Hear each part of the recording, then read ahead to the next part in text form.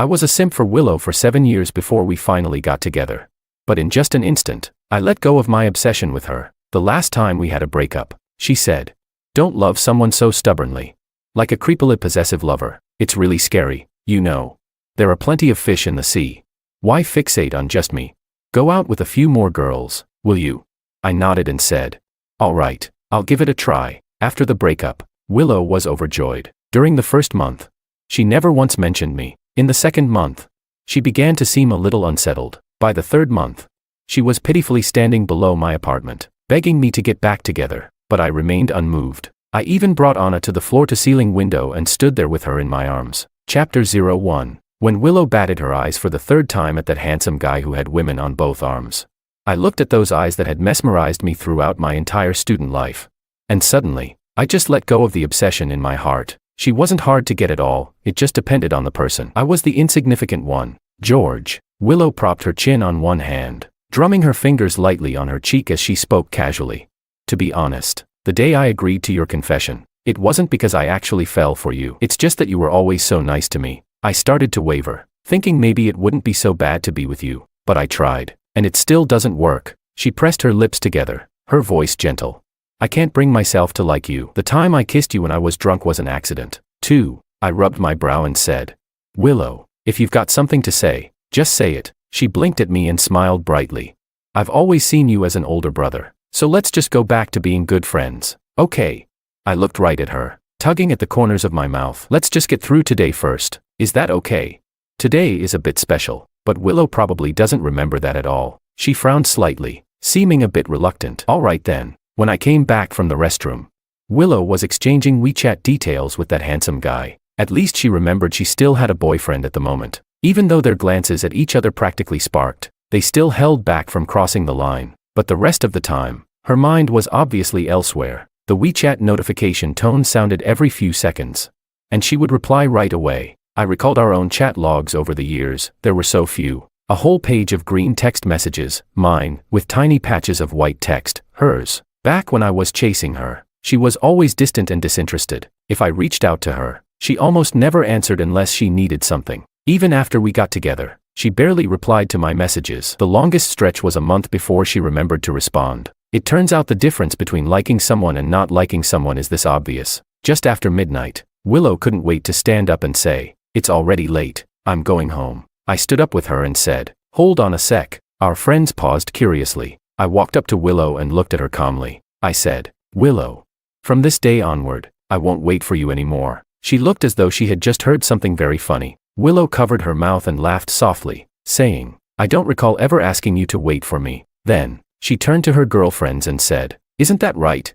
Chapter 02. Indeed, she never said I had to wait for her. I was the one always following behind her. Whenever she was in a relationship, I stayed away. Whenever she broke up and needed me, I was always there. Even one of her close friends couldn't stand it anymore and said to me, "George, even a backup wouldn't be as self-deprecating as you are. Is it worth it? She's just using you for fun, enjoying the feeling of being chased." But I never thought about giving up. So now, when I seriously say I'm not waiting for her anymore, nobody believes me. Willow tilted her head slightly and said, "George, she called me the way she used to when we were just good friends. She said, 'You should have done this a long time ago.' Loving someone so stubbornly is scary, you know."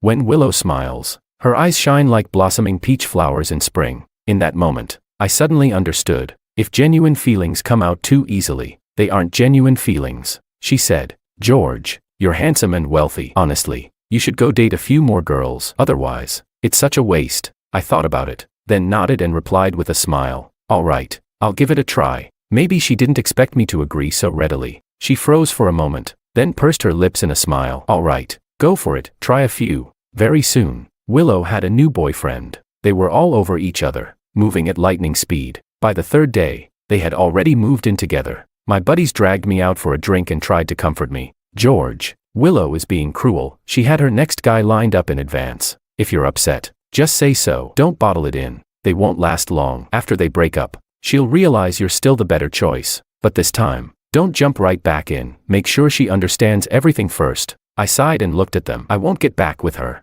One friend laughed. "Don't kid around, George. You can't do that." Another chimed in.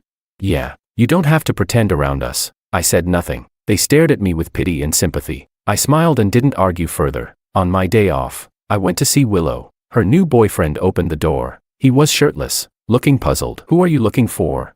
I replied. "Is Willow here?" "I came to pick up some things." He asked, "What do you need?"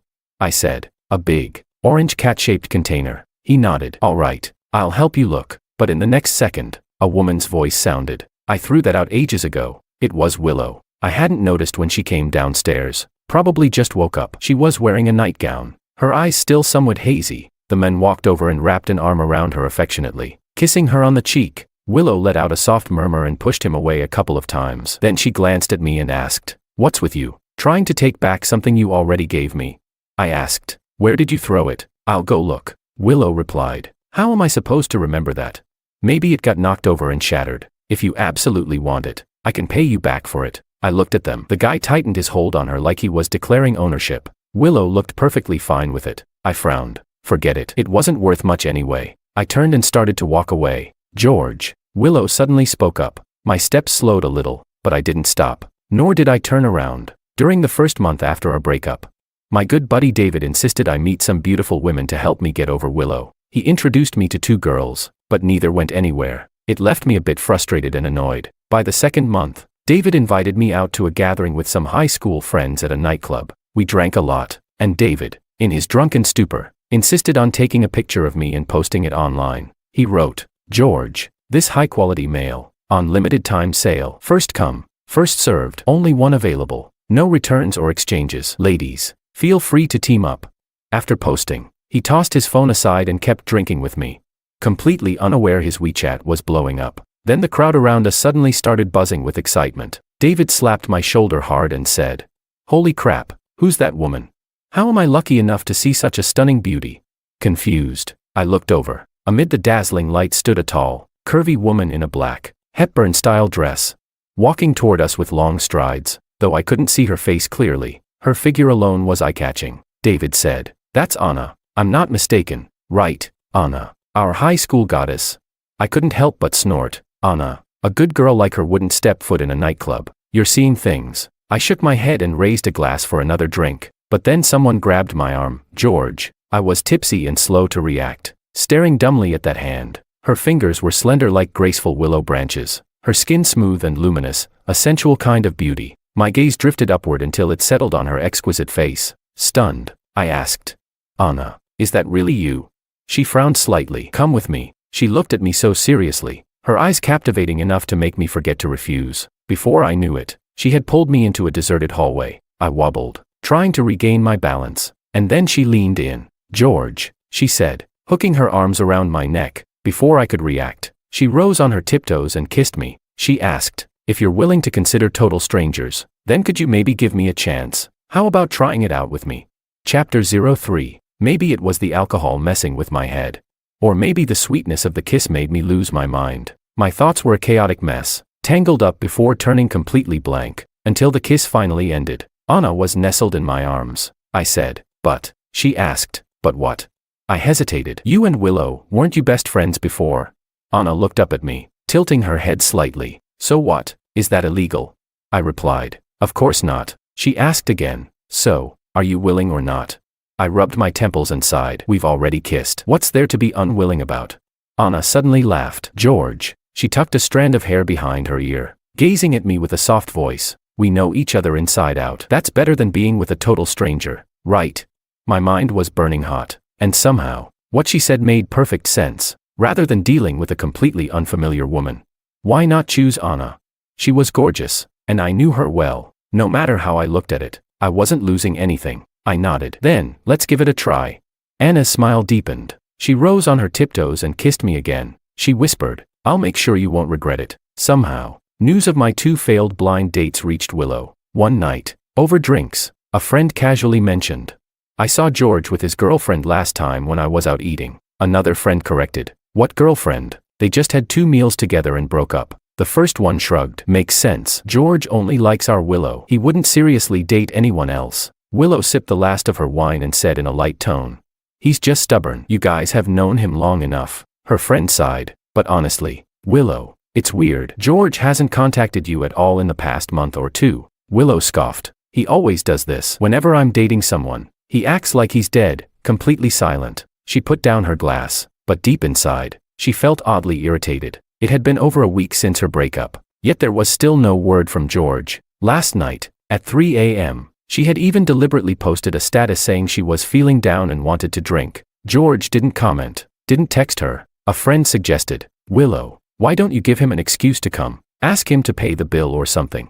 Willow rolled her eyes. "Why would I call him? He's a total buzzkill." Yet, after a pause, she changed her tone. "Fine, bring him over. I do want to ask him something. What kind of taste does he have? He'll go for just about any woman now. He must be starving." Her friend laughed and dialed his number. The first call was declined. The second call was also declined. Her friend frowned. At this hour, could he be on a date? Willow's expression subtly changed, her lips pressing into a thin line. She picked up her own phone and dialed a number. It wasn't until the call started ringing that she realized, at some point, she had memorized George's number by heart. The phone rang for a long time. Just as she was about to hang up in frustration, the call finally connected. A deep male voice answered. Breathless, "Hello, who is this?" There was the sound of heavy breathing on the other end, and faintly, the soft murmur of a woman. It was hard not to imagine something. Willow's expression changed instantly. She bit her lip. "George, what are you doing?" I shot Anna a look and whispered, "Let go." Anna pouted defiantly, clinging onto me like she had no intention of letting go. It was our fourth date. The once cool, untouchable school goddess seemed to have fallen off her pedestal. I sighed and ignored her, unlocking the hotel room door with my fingerprint. The electronic lock beeped, loud enough for Willow to hear. Maybe I had imagined it. But when she spoke again, her voice had regained its usual detached tone. "You just got home?"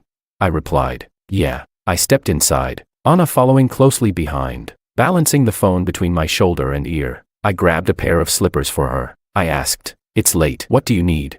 Willow scoffed. "Oh, so now you realize it's late? What? You can stay out this long even with those ugly blind dates of yours?" I asked again, "Do you need something?" I was already bored with this conversation, so I tried to change the subject, but for some reason, Willow got angry. She snapped. "What would I possibly need from you? I just wanted to check if you were dumb enough to let some woman scam you out of money." Then she hung up. I stared at my phone for a moment before chuckling to myself, maybe to Willow. Spending money on any woman besides her was considered being scammed, but it didn't matter anymore. Like David always said, 7 years had passed. Everyone else had moved on. Even Willow had never once brought up the past. So why should I keep myself stuck in place? It was time to move forward. I set my phone down and handed Anna the slippers, but she didn't take them. I looked at her, surprised. Anna leaned against the door, her gaze lowered, the smile on her lips faint. After a long moment, she slowly lifted her eyes and looked at me seriously. She said, "George, I don't wear things that have been used by someone else." Chapter 04. I finally understood her little quirk and couldn't help but laugh. I said, "What are you thinking? The slippers are brand new. No one's worn them before." After saying that, I turned toward the kitchen. "What do you want to drink?" She replied, "I'll have whatever you're having." Anna changed into the slippers and walked into the room. Then, her eyes fell on the photo wall. Most of the pictures were group shots of old classmates and friends, and in more than half of them, Willow and I were standing together. I came out with the boiled water and saw Anna standing in front of the pictures. I said, "Perfect timing. Help me take down this photo wall." She asked, "Why?" I smiled. "I want to put up some new pictures." Most of these photos were from high school. Back then, Willow had already started dressing up, radiating a beauty that seemed beyond her years. Meanwhile, I was unkempt and clueless, looking like an awkward fool. Anna didn't say much. She simply started taking the photos down, one by one, but she left one untouched. I asked, "Why not take this one down?" Curious, I stepped forward to take a closer look, and then I realized, it was the only photo without Willow. Instead, Anna had unintentionally walked through the frame. It was a photo from our high school days, capturing a moment we had never noticed before. In the picture, Anna was wearing a white short-sleeved school uniform and a navy blue pleated skirt. She was passing by in a hurry, the wind lifting her hair, revealing a bright, youthful face, clean, pure, effortlessly beautiful. That was her. 7 years ago, and now, 7 years later, she stood right in front of me. I gently pushed her toward the photo. I said, "I need to take a good look, to see how much you've changed in 7 years. Anna stood still, completely cooperative. I examined her closely. "Your nose seems a little sharper. Your features are even more defined, more stunning. And your figure," I smirked, "definitely Kavya, more womanly." Before I could finish, Anna suddenly lifted her head and kissed me. She whispered, "George," her arms wrapped around my neck as she gazed up at me. A small smile playing on her lips. Then, she kissed me again. "George." We held each other tightly, our kiss deepening. But in the next second, I tasted something slightly salty. A single tear slipped from the corner of Anna's eye. I loosened my hold on her and asked, "Anna." I wanted to ask what was wrong. But she simply shook her head and raised her hand. Gently covering my eyes, she said, "Don't look at me, George." I asked, "Why?" She said, "If you keep looking at me, I'm afraid you won't let me leave tonight." She said it with a playful smile. But her eyes held a sorrow so fragile it seemed ready to shatter. Anna buried her head against my chest. Her arms wrapped tightly around me, as if she were afraid of losing me. I didn't understand why she suddenly felt this way, but in that moment, seeing her sadness, I felt an unfamiliar ache in my heart. She was the one crying. But my own eyes stung with an inexplicable soreness. I cupped her face in my hands, carefully wiping away the tear at the corner of her eye. Concerned, I asked, "Anna, why are you sad?"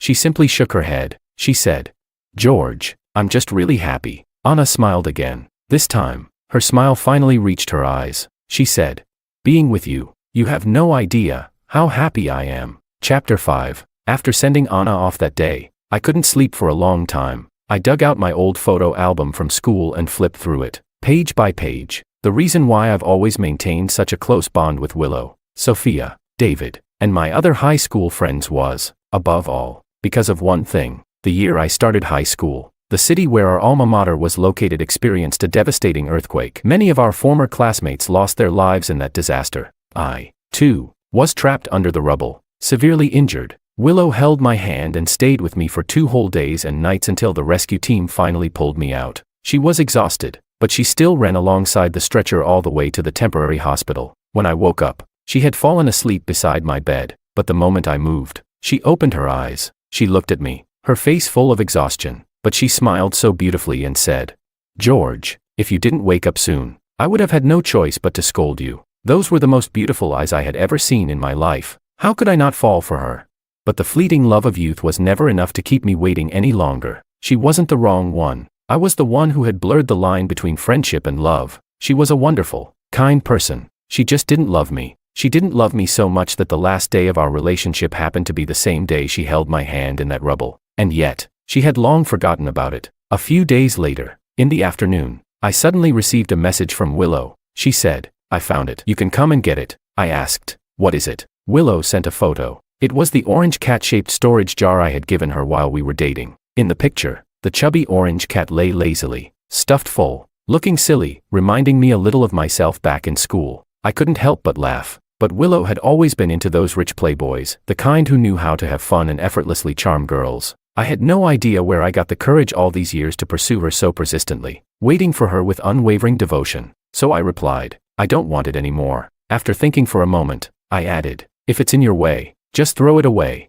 Willow replied almost instantly, "Then I'll throw it away." I didn't respond, because at that moment, Anna's voice call popped up. She said, "George, let's go have dinner later." I replied, "Sure, what do you feel like eating?" She said, "Whatever you want to eat is what I want to eat." I was speechless. "No way. You have to pick this time." She thought for a moment and said, "Then let's have roast suckling pig." I sighed. "Isn't that still something I like to eat?" She huffed. "What? Am I not allowed to like what you like?" I sighed again. "If I keep eating like this, I'm going to gain weight." She chuckled. "So what? You were so sturdy in high school, looked super reliable." I was speechless again. Anna laughed happily on the other end of the call. She said, "George, see you tonight." But that night, I stood her up. Just before getting off work, our mutual friend Sophia suddenly called, "George, come to People's Hospital right now." I asked, "What happened?" She said, "Yesterday was Martin's birthday. His mom was feeling down, had a few drinks, and she tried to end her life."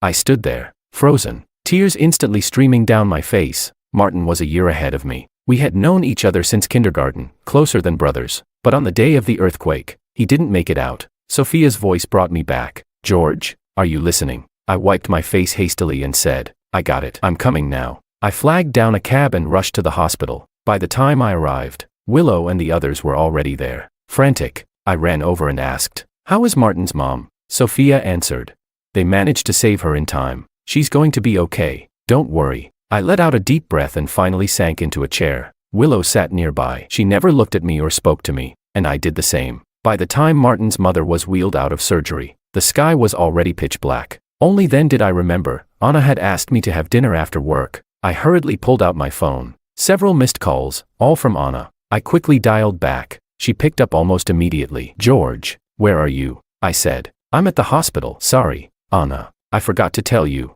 She asked, "Are you okay? Are you sick?" I replied, "No, it's not me. It's a friend's mother." Before I could finish, Willow suddenly walked over. She said, "George, Martin's mom is awake. Let's go see her." Without thinking, I answered, "I'll be right there." Willow smiled and casually reached for my arm. "Hurry up, we're all waiting for you." I instantly pulled my arm away. Willow's brows furrowed slightly, and the smile on her lips slowly faded. And on the other end of the phone call, at some point, Anna had already hung up. Chapter 6. A deep sense of unease took root in my heart, growing like wild grass. For some reason, my mind suddenly flashed back to that night at my place, the way Anna had looked at me, the fragments of emotion in her eyes. An unbearable sorrow crept over me. But just then, Sophia came over and called out, "George, Auntie wants to see you." I had no choice but to suppress the tide of emotion surging inside me and say, "I'm coming." Martin and I had grown up together. I was practically a regular at his house. His mother had always treated me like half a son.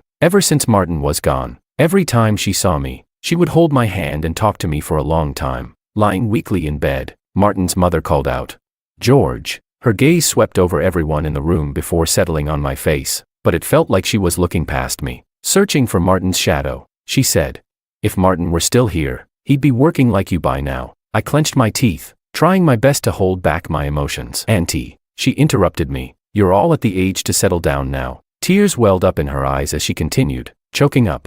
"When are you and Willow getting married? Auntie will prepare a big red envelope for you." I was about to shake my head when Willow suddenly wrapped her arm around mine. She said, "Auntie, when George and I get married, you'll be the first to know." She turned to me and asked, "Isn't that right, George?" I wanted to shake my head, but Martin's mother had already smiled, visibly relieved. "That's wonderful, truly wonderful. Martin used to tell me all the time that when you got married, he wanted to give a speech at your wedding. He wanted to be your best man. When Martin was little, you were his only friend. He always treated you like a younger brother and looked out for you. He used to say you were too stubborn, too fixated on things, and he worried one day you'd suffer for it. Willow, you have to keep an eye on him. Don't let anything happen to him, or Martin will be worried sick watching from above." Willow nodded. "Don't worry, Auntie, I'll take care of him." She paused before adding softly, "Even if something happens to George, I'll always be by his side." Willow clung tightly to my arm. I knew she was only trying to make Martin's mother feel better, but at that moment, her act felt too real. A sharp, aching pain filled my chest, not for Willow, but for the most precious, most sincere friendship of my life. If only Martin were still alive, he would never have let me be such a fool. Suffering in silence, I turned down Willow's invitation to grab something to eat. While I stood by the roadside waiting for a cab, she told me she had called one too and would wait with me. She said, "Don't overthink it. I'm just worried that you haven't eaten so late. No one's home to make you soup anymore, you know." I glanced at her and spoke softly. "Willow." She stood in the deep night, her eyes still as gentle as the evening breeze. I said, "I have a girlfriend waiting for me. You don't need to worry." Willow's smile slowly formed, deliberate and measured. She said, "Since when?" "Another blind date." With a scoff, she added, "The dating market is full of leftover women. How many of them are actually decent?" "You really?" I shook my head, cutting her off. "No, not a blind date. She's an old classmate, someone I've known for a long time." Willow's smile froze. A moment later, she forced a light-hearted expression.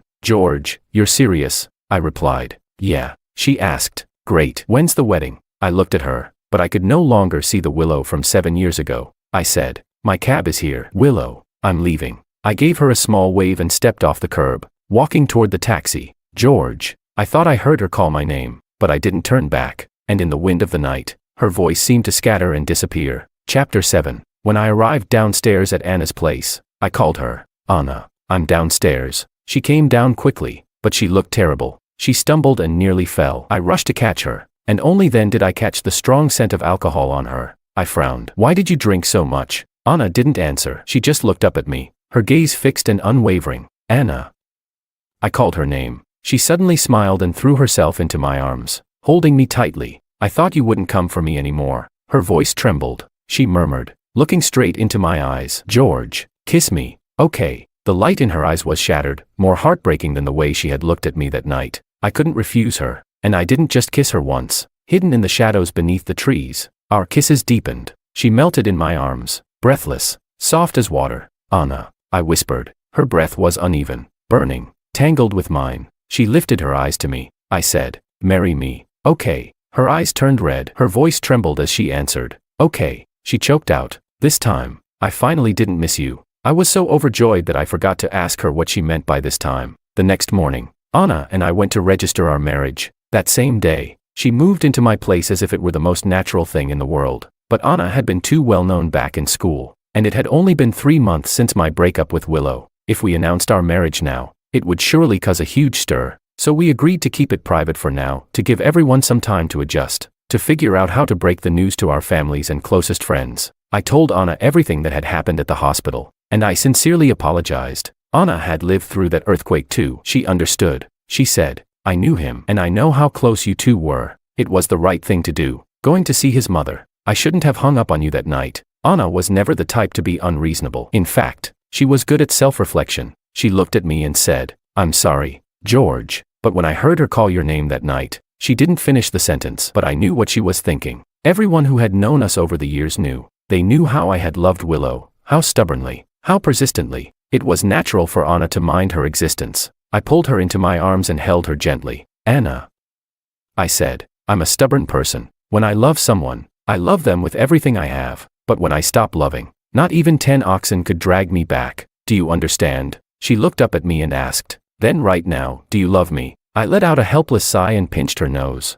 "I proposed to you. We already got our marriage certificate. Do you really think I don't love you?" Chapter 8. I had never seen Anna this happy before. Back in school, she was always quiet, composed, unhurried. People used to talk about her, saying she was like the lotus described in poetry, admired from a distance, never to be touched. But now, even Anna had been pulled into the dust and chaos of the world, lost in desire, unable to free herself, and I loved her like this. I loved the way her fingers intertwined with mine, how we sank into passion together. I loved the way desire overtook her, making her lose control. I loved hearing her voice, soft and breathless, calling my name again and again in the height of pleasure. I loved that all of it, all of her, was because of me. Only me. I whispered, "Does it hurt?" I kissed her forehead. It was the first time for both of us. At the start, it wasn't just her, it hurt for me too. She shook her head and murmured, "I want some water." I got up to fetch her a glass. She leaned against me as she drank, nestled in my arms. By the time she finished, somehow, we started kissing again. But then, my phone, tossed aside on the carpet, started ringing. I paused. Anna looped her arms around my neck and whispered, "Ignore it. Probably just a spam call." But the phone wouldn't stop. It kept ringing, relentless. With a sigh, I moved to get up, but Anna held onto my arm, refusing to let me go. The phone screen, glowing faintly in the dark, flashed with a name, Willow. "I'll just turn it off," I said. Anna didn't reply. She let out a small scoff, her jealousy barely concealed. Let her call. The ringing stopped for a moment. Then, a new message popped up on the lock screen. "George, I'm downstairs." I froze. Anna's lips pressed into a tight line. Then, suddenly, she stood up and pulled me toward the floor-to-ceiling window. Wrapping her arms around my neck, she kissed me again, this time deliberately, possessively. She whispered against my lips, "Look how pitiful she is. George, do you want to go down and see her?" Our apartment was high up. From here, all I could see was a blurry figure, indistinct,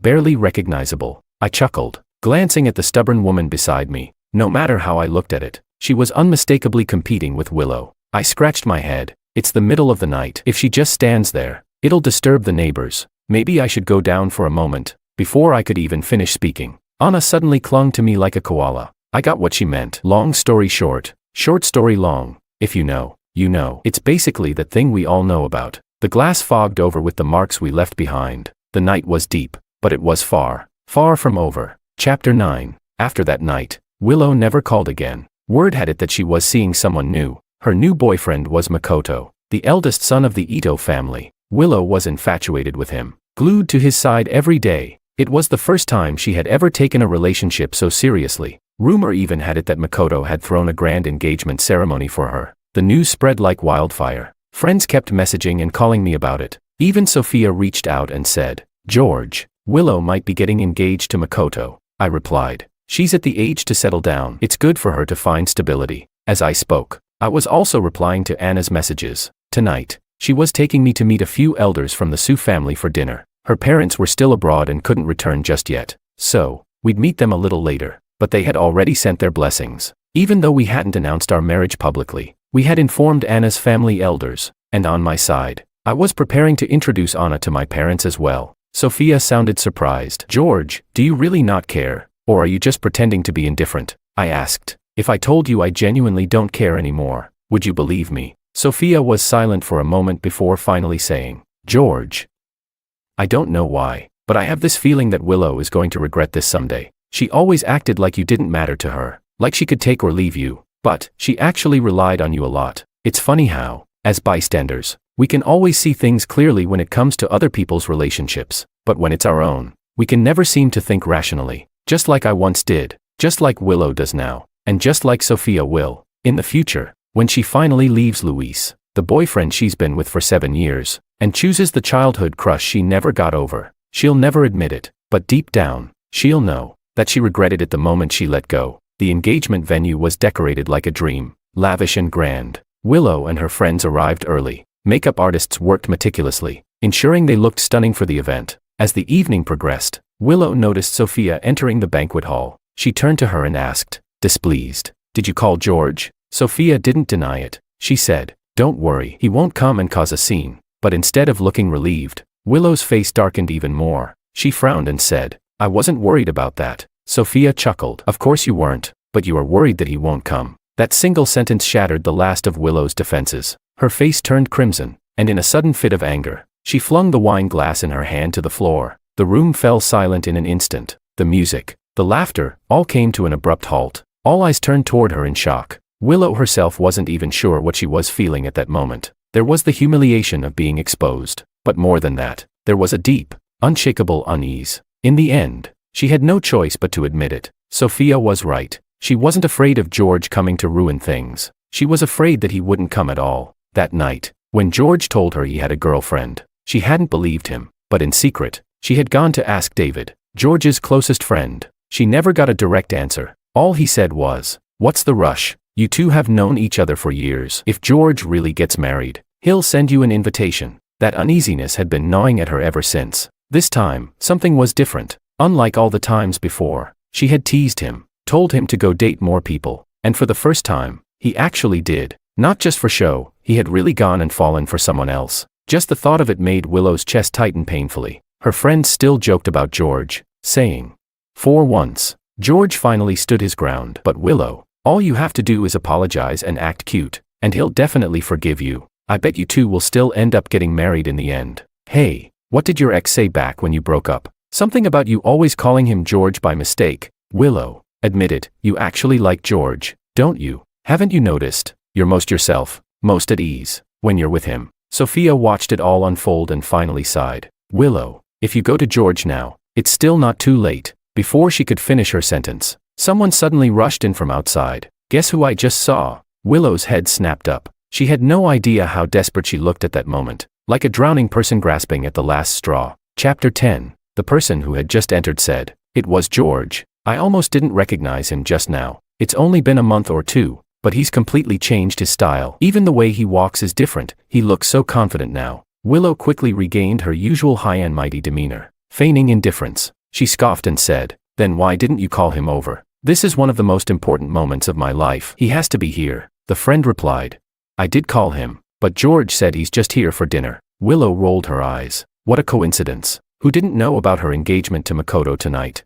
Of all the restaurants in the city, why did George just happen to come to this one? How had she never noticed before how fake he could be?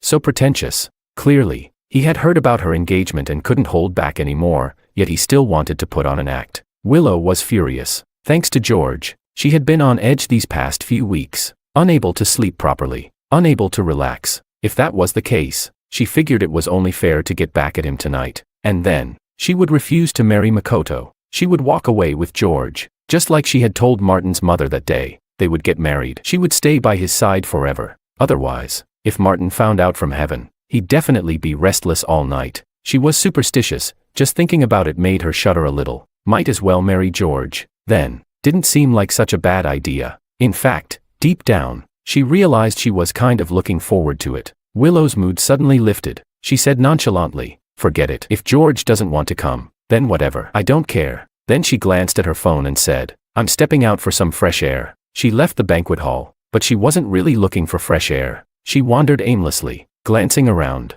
until she stopped dead in her tracks. Under the soft glow of the evening lights, a girl in an apple green dress ran down the steps. Then she threw herself into a man's arms. Willow heard the girl's clear, sweet voice. "George, are you ready?" The man holding her lowered his head and kissed her for a long moment before murmuring nervously, "To be honest, Anna, I'm actually a little nervous." The woman gave him a gentle smile and looped her arm through his. "Don't be nervous. Our George is so amazing. They're definitely going to love you." The man hesitated. "Really? You think they'll like me?" She nodded firmly. "Of course." He took her hand, lacing their fingers together. "Well, if my leader has that much faith in me, I definitely won't let you down." Anna laughed. "Go for it. I believe in you." Willow watched as the two of them walked away, still whispering to each other, still lost in their own world. She just stood there, dazed, as memories from years ago flooded back. That year, Anna had been injured in the earthquake too. She had spent a long time recovering before she could return to school. Willow had once gone to see her. What had she said to Anna back then?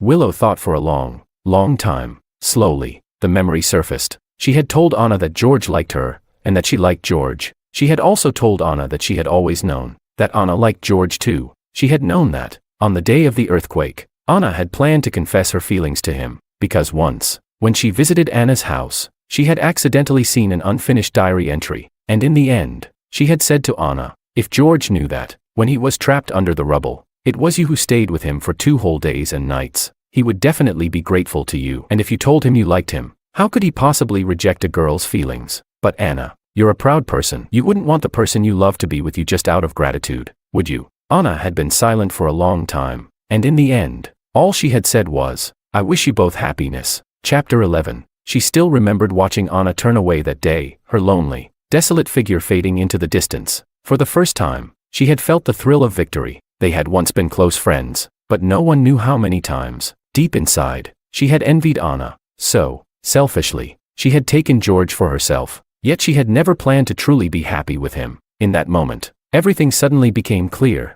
All these years, hurting George again and again, had it all been because she knew she had done something wrong?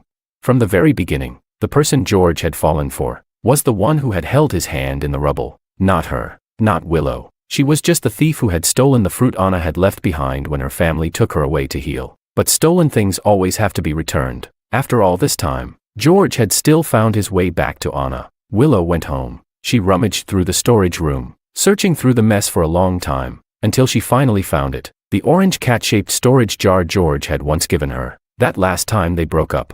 George had only come looking for her once, just to take this back. She had told him she had thrown it away, but she hadn't. She had kept every single gift George had ever given her. Compared to all the jewelry and luxuries she had never understood why this one small, ordinary object mattered so much. Even after they separated, she had taken it out and looked at it many times, but she had never found anything special about it. Yet this time, as she ran her fingers along the inside of the jar, she felt something, a tiny wishing bottle. She opened it, and inside was a small rolled-up piece of paper. She held it in her trembling hands, barely daring to breathe. Slowly, she unrolled it. There were just 2 lines of handwriting. Forgiveness ticket. Since Willow loves to break up for no reason, this ticket guarantees that George will unconditionally forgive Willow once, valid within 3 days of a breakup. Willow stared at that tiny piece of paper, at the handwriting she knew so well, as if it were carved into her soul. Her hands started to shake. A sharp, piercing pain spread through her chest. A hot tear fell onto the note,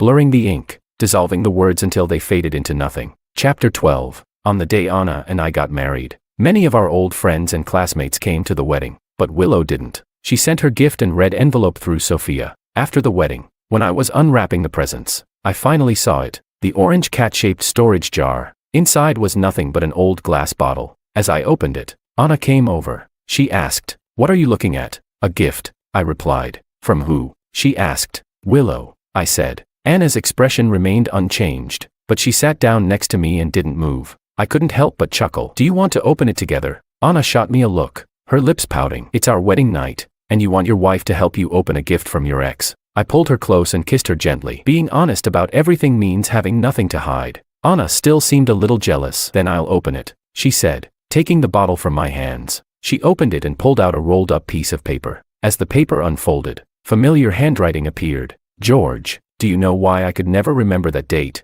Because the one who held your hand in the rubble and never let go was Anna. I'm sorry, George. Wishing you both happiness forever. I froze. I turned to look at the woman beside me, stunned. Anna's eyes were already red. Tears streamed down her face. George.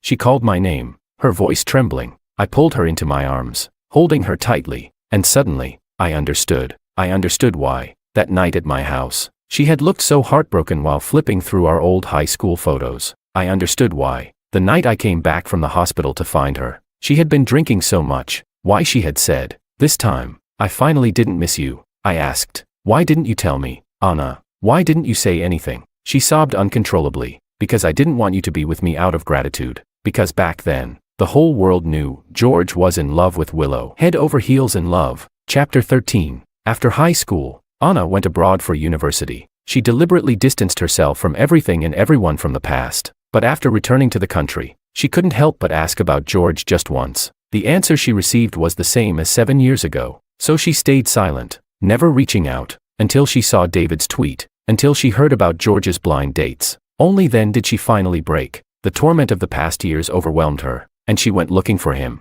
The bravest decision of her life was that night, when she finally worked up the courage to find George. If she had known earlier that Willow had only ever treated him like a simp, stringing him along, she would have come back for him sooner. But in the end, it wasn't too late. People who are meant to be together will always find their way back to each other. Anna's voice trembled. "George, if Willow hadn't said it, I might never have told you." George gently wiped the tears from the corner of her eyes, but Anna grabbed his hand and pressed it to her cheek, refusing to let go. She whispered, word by word, "Because I wanted you to love me only because you love me, not because you had to love me." George kissed her deeply, fiercely. "Anna, everyone calls me a fool, but you are the real fool." She smiled through her tears. "That's fine. Foolish people are blessed. Only fools are truly happy." Anna didn't care what anyone else thought. This was who she was. Selfish and possessive. She wanted George's love, all of it. Pure, undiluted, untouched by anything else. Just like the way she loved him on their wedding night.